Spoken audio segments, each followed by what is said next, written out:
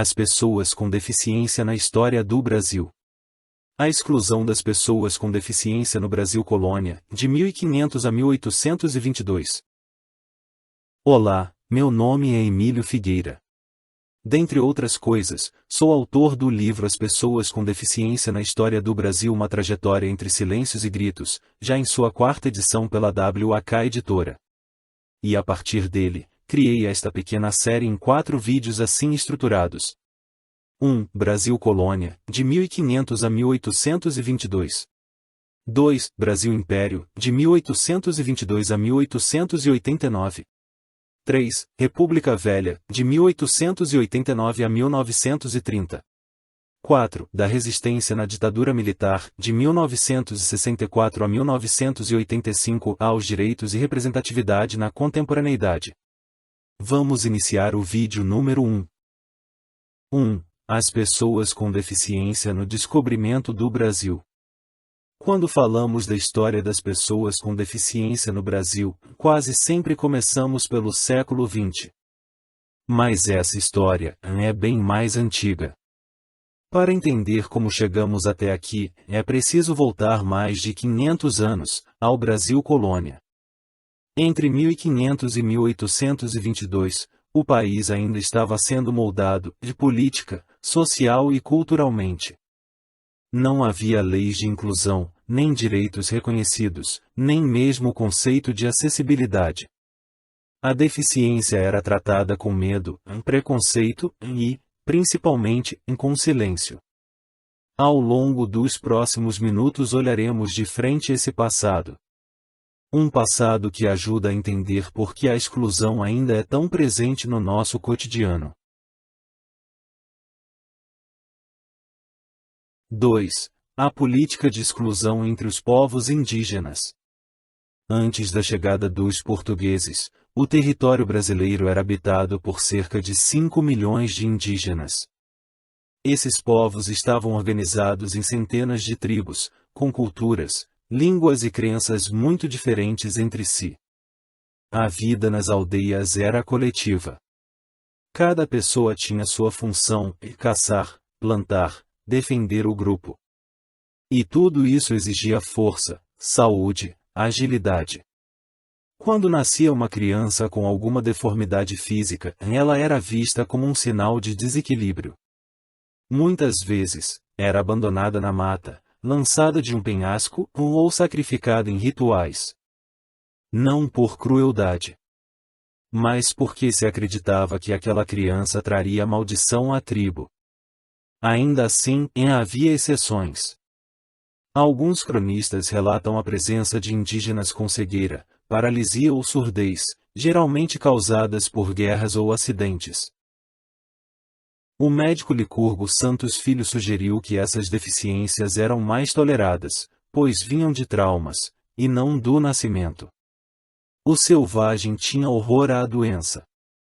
Apartava-se daquele que enfermava. Licurgo Santos Filho.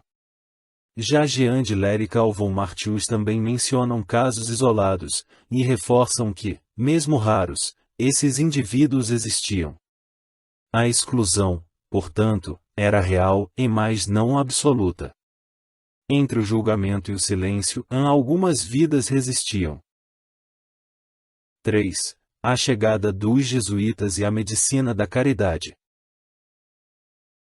A partir de 1549, os jesuítas chegam ao Brasil com a missão de catequizar os indígenas e organizar a educação na colônia. Mas, além disso, assumem também o cuidado com os doentes. Em um território com poucos médicos, os padres se tornaram cirurgiões, enfermeiros, boticários.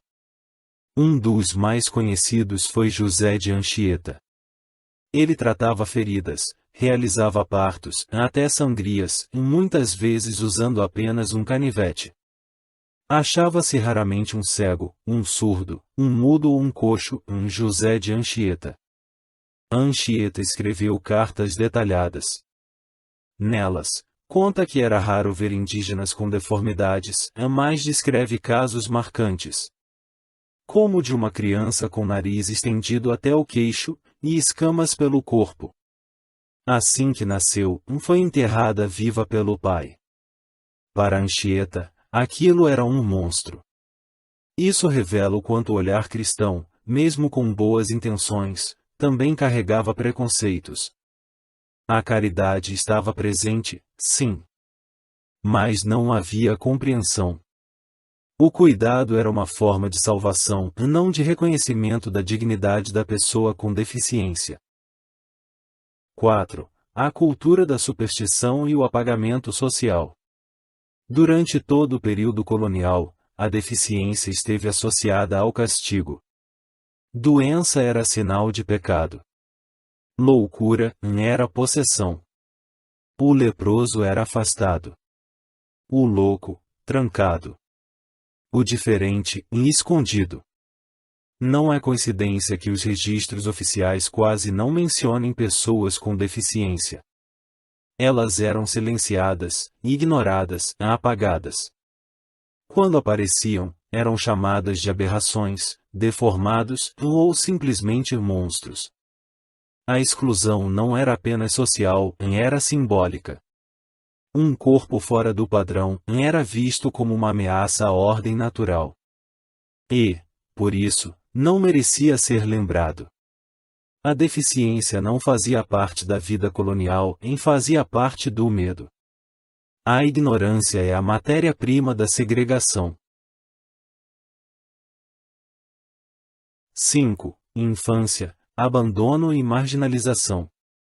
No século XVIII, a exclusão começa a ser institucionalizada. Surgem as chamadas casas de muchachos e as rodas dos expostos. As rodas eram tambores giratórios, instalados nas paredes das santas casas. Ali, bebês eram abandonados anonimamente por mães que não podiam ou não queriam criá-los. Muitos desses bebês tinham alguma deficiência, visível ou suspeitada. Outros eram filhos de mães solteiras, de indígenas com brancos, ou de vítimas de violência. Essas crianças cresciam em instituições, passavam de mãos em mãos, sem vínculos, sem nome, sem identidade. Algumas eram vendidas. Outras morriam cedo. A deficiência, nesse contexto, era mais um motivo para o abandono. A exclusão deixava de ser apenas cultural e passava a ser política. 6. Ecos desse passado. O Brasil colônia nos mostra como a exclusão das pessoas com deficiência começou muito antes de qualquer lei. Ela nasceu do medo, da ignorância, da crença de que o diferente é errado. Cresceu nas florestas, nas igrejas e nas ruas de pedra. E se enraizou de tal forma que seus ecos ainda são sentidos hoje. Ao entender esse passado, podemos reconhecer o quanto ainda falta caminhar. Porque a deficiência sempre existiu. O que faltou, e muitas vezes ainda falta, é o respeito. Nenhuma diferença justifica o abandono. Nenhuma deficiência merece o esquecimento. Toda vida conta. Toda história importa. E toda exclusão pode, sim, ser reescrita. Toda exclusão tem uma origem. E todo direito começa com memória. Emílio Figueira. Próximo vídeo: As pessoas com deficiência no Brasil Império, de 1822 a 1889. As pessoas com deficiência na história do Brasil. Os primeiros passos da inclusão no Brasil Imperial. Olá, meu nome é Emílio Figueira. Dentre outras coisas, sou autor do livro As Pessoas com Deficiência na História do Brasil, há uma trajetória entre silêncios e gritos, já em sua 4ª edição pela WAK Editora. E a partir dele, criei esta pequena série em 6 vídeos. Este é o 2º e neste episódio conheceremos os primeiros passos da educação especial no Brasil, entender como a sociedade, o Estado, a religião e a ciência viam as pessoas com deficiência no século XIX. 1. O contexto imperial, entre o progresso e o paternalismo. O Brasil havia se tornado independente em 1822 e buscava se firmar como uma nação civilizada aos olhos do mundo. O imperador Dom Pedro II, admirador da ciência e da cultura europeia, desejava modernizar o país. E isso incluía também a maneira como se tratavam as pessoas com deficiência. Mas naquela época, ainda predominava uma visão de caridade. A deficiência era vista como uma tragédia pessoal ou um destino divino. Pouco se falava em direitos. A atuação do Estado era assistencialista, e a sociedade costumava enxergar essas pessoas como desvalidos ou infelizes. A deficiência era vista com pena, não com respeito. 2. As primeiras escolas especiais do Brasil.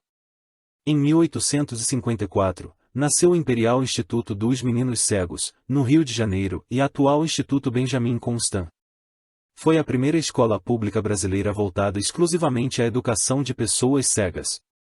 A ideia surgiu com a influência do jovem José Álvares de Azevedo, cego desde a infância, que estudou na França e trouxe consigo o sistema Braille.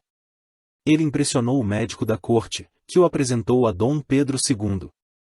E o imperador ficou tão tocado que ordenou a criação imediata da escola. 3 anos depois, em 1857, surgiu o Imperial Instituto de Surdos Mudos e hoje INES, Instituto Nacional de Educação de Surdos. A convite do governo, veio da França o professor surdo Ernest Witt, que introduziu a língua de sinais no Brasil, origem da nossa Libras. Dom Pedro II não só aprovou as escolas, ele as visitava, lia relatórios e acompanhava o progresso dos alunos. 3. Quem eram esses alunos? Os primeiros alunos eram, em sua maioria, crianças pobres ou abandonadas. Muitas vezes, os pais nem sabiam que seus filhos podiam ser educados. As instituições funcionavam como internatos e ofereciam alimentação, moradia, aulas e até formação religiosa. Mas havia um detalhe importante: os alunos eram tratados como assistidos, não como cidadãos. Recebiam ofícios como afinadores de piano, costureiras, tipógrafos e mais raramente conseguiam autonomia plena. Quando saíam da escola, muitos voltavam para o anonimato ou permaneciam nos institutos como auxiliares. Ser educado não significava ser incluído. 4. Deficiência entre os escravizados, o silêncio e o abandono. Outro registro desse período. Enquanto surgiam as primeiras escolas especiais, a maioria absoluta das pessoas com deficiência no Brasil vivia na completa invisibilidade, especialmente entre a população negra escravizada. Os castigos físicos brutais, as mutilações autorizadas por lei e as condições desumanas de trabalho causavam diversas deficiências. Escravizados com deficiência eram descartados, abandonados ou deixados à mendicância. Em algumas cidades, podiam ser vistos nas ruas tentando sobreviver como cantores, tocadores ou pedintes. A deficiência entre os escravos era resultado da violência, da negligência e da escravidão em si. 5. Outras iniciativas e instituições. Além dessas escolas, o Brasil Imperial fundou em 1841 o Hospício de Pedro II, o primeiro hospital psiquiátrico da América Latina.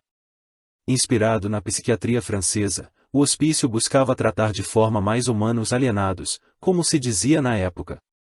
Também existiam asilos de mendicidade, as santas casas de misericórdia e orfanatos que abrigavam pessoas com deficiência física ou mental. Mas o foco era o acolhimento, não a inclusão. As pessoas eram mantidas à margem, mesmo sob os cuidados do Estado ou da Igreja. A exclusão era organizada, silenciosa e revestida de piedade. 6. O lugar na lei e na sociedade, os olhares da cultura, ciência e religião. Não existia uma lei geral para pessoas com deficiência no Império. Os decretos que criavam os institutos falavam em proteção, não em direitos. Legalmente, muitos eram considerados incapazes, não podiam votar, nem tomar decisões por conta própria. A inclusão não era um conceito presente. A expectativa era que essas pessoas fossem cuidadas, não que participassem plenamente da vida social. Não havia políticas de inclusão. Havia caridade e tutela. Aos poucos, surgiam discussões nas áreas da medicina, religião e imprensa sobre o que era normal e o que era incapacidade. A ciência começava a estudar causas da surdez e cegueira, mas o olhar ainda era de correção. A religião via a deficiência como provação e, às vezes, como castigo. A imprensa cobria as escolas, elogiando o trabalho dos alunos como exemplo de superação. Mas eram vistos como exceção, não como regra. Antes da inclusão, veio a curiosidade. Antes da cidadania, a piedade. 7. Curiosidades, doenças e deficiências entre a elite imperial. Curiosamente, enquanto o povo negro e pobre vivia marcado pela exclusão e mutilação, até a família real enfrentava suas próprias limitações. Dom Pedro I sofria de epilepsia e morreu jovem, aos 35 anos, vítima de tuberculose. Seu filho, Dom Pedro II, teve crises convulsivas na infância, perda auditiva parcial na velhice e morreu debilitado, no exílio. Os filhos homens de Pedro II morreram ainda crianças, após episódios de convulsões. Sua filha, Princesa Isabel, também teve crises na infância. E seu neto favorito, Dom Pedro Augusto, desenvolveu uma doença mental grave e viveu internado por décadas na Europa. Fora da corte, personalidades como o poeta Castro Alves viveram com amputações e tuberculose. Machado de Assis sofria de epilepsia e crises depressivas, o que o tornou recluso. José de Alencar teve tuberculose e depressão precoce. Marechal Osório sequelas faciais por ferimento de guerra, maxilar fraturado, Visconde do Rio Branco teve câncer na boca, dentre outras personalidades.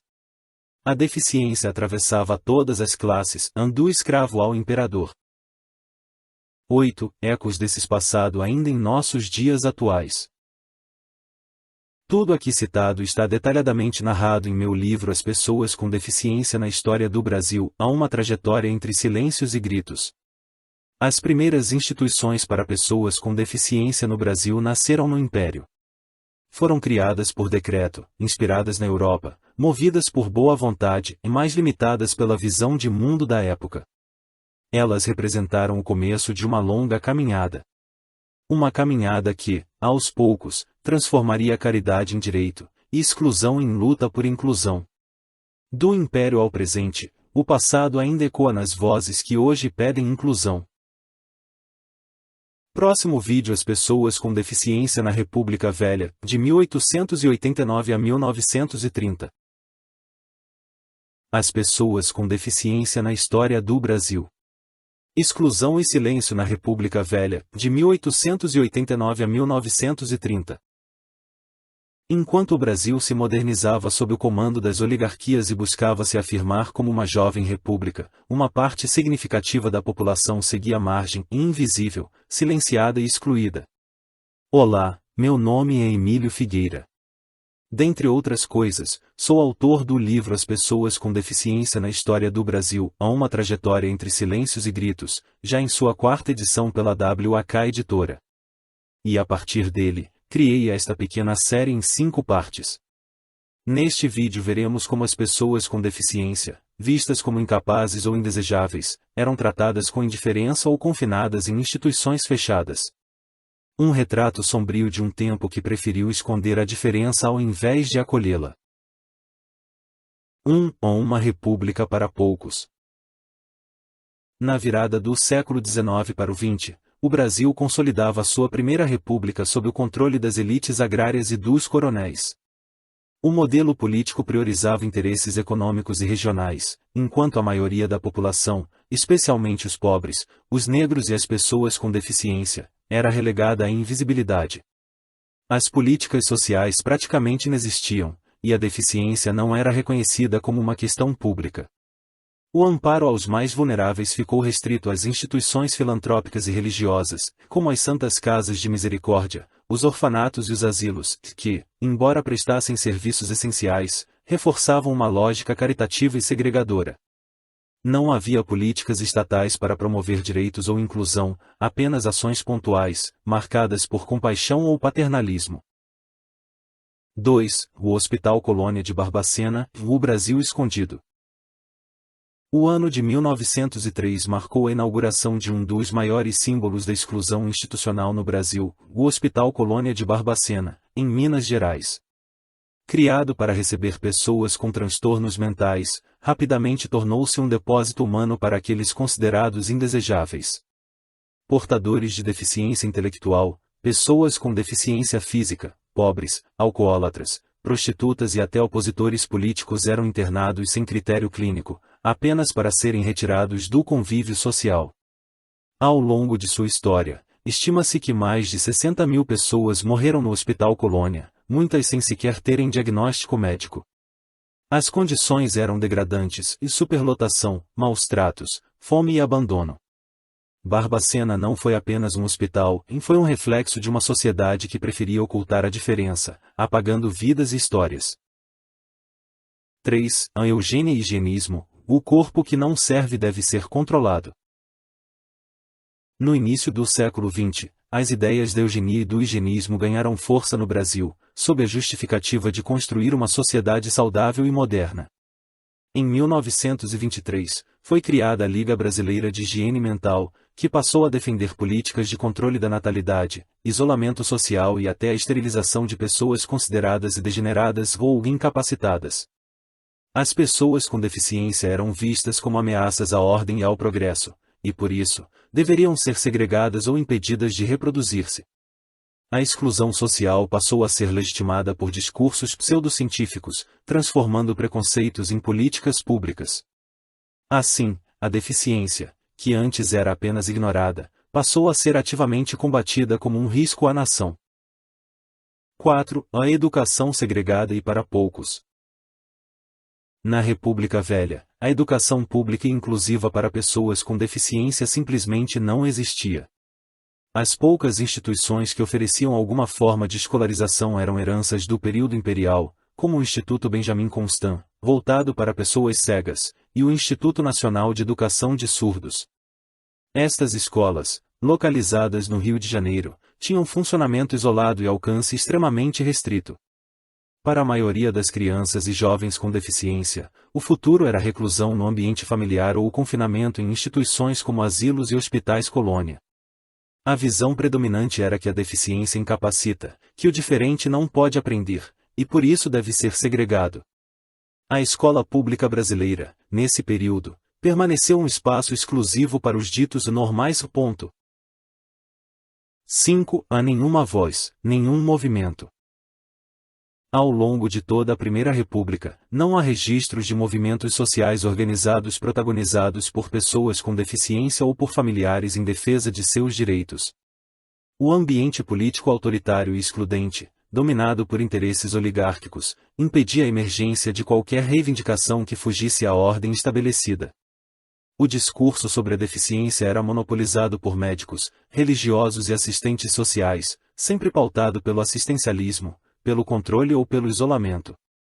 A ausência de voz e de movimento social reforçou a invisibilidade das pessoas com deficiência e a naturalização da sua exclusão.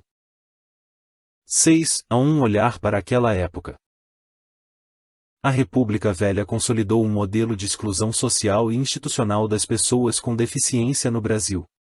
Entre as paredes dos manicômios, hospitais e asilos, milhares de vidas foram silenciadas, invisibilizadas e apagadas.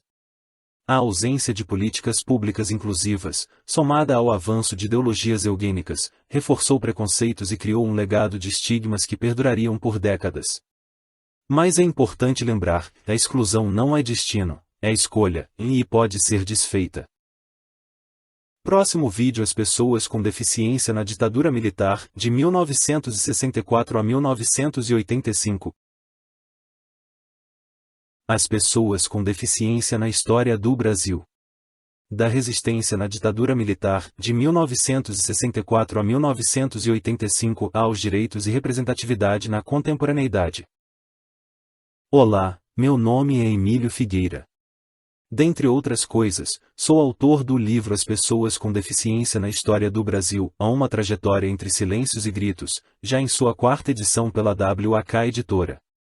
E a partir dele, criei esta pequena série em 4 partes. Neste último vídeo, vamos entender como a ditadura militar brasileira lidou com as pessoas com deficiência. Quais políticas públicas foram criadas, como surgiram os primeiros movimentos sociais e como a luta por direitos começou a ganhar força, mesmo em meio à repressão. E a partir da reabertura democráticas, os avanços, conquistas, direitos e a construção de inclusão, chegando aos nossos dias atuais. 1. Políticas públicas assistencialistas. Durante a ditadura militar, o governo manteve uma visão assistencialista em relação às pessoas com deficiência. O foco das ações era na saúde, previdência e reabilitação, mas sem considerar os direitos civis dessa população. Em 1974, foi criado o Ministério da Previdência e Assistência Social, que instituiu a renda mensal vitalícia. Esse benefício concedia um pequeno valor a idosos e pessoas com deficiência sem vínculo formal de trabalho. Era um apoio financeiro, mas não garantia cidadania ou participação social. A Legião Brasileira de Assistência, a LBA, teve papel central nesse período, executando programas sociais e de amparo. Porém, sempre com um caráter filantrópico e paternalista. O governo apoiava instituições como a PA e Sociedades Pestalozzi para oferecer educação especial e reabilitação, mas não promovia políticas de inclusão ou acessibilidade urbana. O Estado via a pessoa com deficiência como inválido, alguém a ser reabilitado ou mantido sob assistência, e não como sujeito de direitos. Assistência, mas não cidadania, e essa foi a marca da política para pessoas com deficiência na ditadura. 2. Ascensão dos movimentos sociais. Mesmo sob repressão política, o final dos anos 1970 e o início dos anos 1980 marcaram o surgimento dos primeiros movimentos sociais liderados por pessoas com deficiência. Pequenos grupos começaram a se formar em várias partes do país, unindo pessoas com diferentes deficiências em torno de pautas comuns. Um momento decisivo foi o Ano Internacional das Pessoas Deficientes, promovido pela ONU em 1981, que deu visibilidade global à causa. Nesse contexto, manifestações inéditas aconteceram. Em abril de 1981, por exemplo, cerca de 200 pessoas com deficiência participaram de uma marcha histórica na Cinelândia, no Rio de Janeiro. Esse ato reuniu militantes, profissionais de saúde, religiosos e estudantes. Com o acúmulo dessas articulações, nasceram organizações nacionais importantes. Em 1984, foi criada a Organização Nacional das Entidades de Deficientes Físicos, a ONEDEF, e, no mesmo ano, a Federação Brasileira de Entidades de Paracegos, a FEBEC. Em 1987, surgiu a FENES, a Federação Nacional de Educação e Integração dos Surdos, marcando a conquista do protagonismo da comunidade surda. Esses movimentos cresceram em sintonia com o processo de redemocratização, participando ativamente de manifestações como as diretas já. Em meio à repressão, surgiram movimentos que mudariam para sempre a história das pessoas com deficiência no Brasil. 3. Legislação emergente e influência internacional. O Ano Internacional das Pessoas Deficientes, em 1981, foi fundamental para colocar o tema no centro das discussões. O governo brasileiro promoveu eventos oficiais, mas muitas vezes com caráter tutelar, sem participação ativa das próprias pessoas com deficiência. Enquanto isso, a sociedade civil se organizava. Em Recife, aconteceu o segundo Encontro Nacional de Entidades de Pessoas Deficientes, junto ao primeiro Congresso Brasileiro de Pessoas Deficientes. Nessas ocasiões, foram debatidas propostas como a criação de um órgão público para coordenar políticas específicas. No campo legislativo, mesmo sob a ditadura, ocorreram avanços importantes. Em 1978, a Constituição foi alterada, passando a garantir, pela primeira vez, a melhoria das condições sociais e econômicas das pessoas com deficiência. Em 1985, já no final do regime, foi sancionada a Lei nº 7.405, que tornou obrigatória a identificação com o símbolo internacional de acesso nos locais acessíveis. E, logo após, foi criada uma Comissão Nacional para estudar a educação especial, resultando na proposta de criação da CORD, a Coordenadoria Nacional para a Integração da Pessoa com Deficiência. Esses avanços prepararam o caminho para as grandes conquistas legais que viriam após a redemocratização, como a Constituição de 1988 e a Lei nº 7.853 de 1989. A ditadura militar foi um período de silenciamento, mas também de resistência. Para as pessoas com deficiência, foi uma época marcada pela assistência estatal, mas sem garantias de cidadania plena. Entretanto, nesse contexto difícil, nasceram movimentos, entidades e as primeiras legislações que mudariam o rumo da história. A luta pela inclusão e pelos direitos das pessoas com deficiência começou a se estruturar, preparando o caminho para as conquistas que viriam na democracia. 4. A transformação do reconhecimento dos direitos das pessoas com deficiência. Nessa série em 4 vídeos, partimos do Brasil colônia, passamos pelo período imperial, Velha República, ditadura militar e aqui chegamos à contemporaneidade. Nas últimas décadas, o Brasil passou por uma transformação significativa no reconhecimento e garantia dos direitos das pessoas com deficiência, especialmente após a redemocratização. Esse processo envolveu a participação ativa da sociedade civil, a criação de legislações e políticas públicas, e o aumento da presença das pessoas com deficiência em espaços políticos e sociais. A Constituição de 1988 foi um marco, reconhecendo os direitos das pessoas com deficiência e estabelecendo a responsabilidade do Estado, sociedade e família em garantir sua inclusão, educação, saúde, profissionalização e lazer. Esse avanço foi resultado da mobilização dos movimentos sociais, que influenciaram a Assembleia Nacional Constituinte. Na década de 1990, surgiram legislações importantes, como a Lei de Cotas, de 1991, que exigiu que empresas com mais de 100 funcionários reservassem de 2% a 5% de suas vagas para pessoas com deficiência, e a oficialização da língua brasileira de sinais, Libras, como meio de comunicação legal. Também foi criada a Política Nacional de Educação Especial e o benefício de prestação continuada. A educação inclusiva, um dos pilares da inclusão social, ganhou força nas últimas décadas com a implementação de políticas públicas voltadas para a matrícula de estudantes com deficiência na rede regular de ensino. A Política Nacional de Educação Especial na perspectiva da educação inclusiva, implantada no início dos anos 2000, tem promovido a adaptação de currículos, a capacitação de professores e a criação de ambientes educacionais acessíveis, garantindo que estudantes com deficiência tenham as mesmas oportunidades que seus colegas sem deficiência. A representatividade das pessoas com deficiência também avançou nas últimas décadas, com o aumento da presença dessas pessoas em espaços políticos, culturais e midiáticos. A participação ativa de pessoas com deficiência em movimentos sociais, políticas públicas e até na representação política, com a eleição de parlamentares com deficiência, tem sido fundamental para a construção de uma sociedade mais inclusiva. A visibilidade em campanhas publicitárias, filmes, novelas e outras mídias também contribuiu para a mudança de percepção social sobre as pessoas com deficiência, rompendo estigmas e preconceitos. A culminação desse processo ocorreu em 2015 com a aprovação da Lei Brasileira de Inclusão, LBI, que consolidou o modelo social da deficiência, garantindo direitos como educação, trabalho, acessibilidade e moradia, além de criminalizar o capacitismo. Apesar dessas conquistas, a verdadeira inclusão ainda requer esforços contínuos de governos, empresas, escolas e cidadãos para garantir uma sociedade mais justa, onde todos possam viver com igualdade e respeito.